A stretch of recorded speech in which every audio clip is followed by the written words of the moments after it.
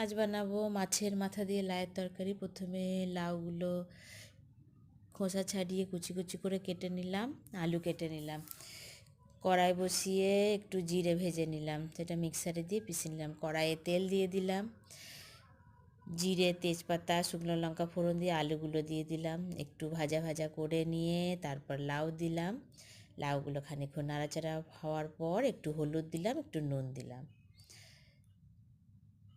তারপর ঢাকা দিয়ে দিলাম। খানিকক্ষণ পর ঢাকনা খুলে দেখলাম কত দূরে লাউটা সিদ্ধ, তারপর সিদ্ধ হয়ে গেলে টমেটো দিয়ে দিলাম।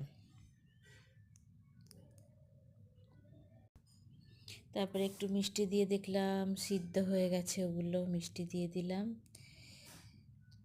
ভালো করে নাড়াচাড়া করে নিলাম। তারপরে মাছের মাথাগুলো ভেজে রেখেছিলাম ওগুলো দিয়ে দিলাম, মাছের মাথাগুলো ভালো করে ভেঙে ভেঙে দিলাম, আবার খানিকক্ষণ নাড়াচাড়া করে নিলাম।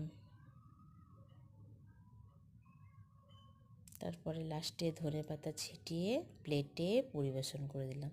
হয়ে গেল আমার মাছের মাথা দিয়ে লাউয়ের তরকারি।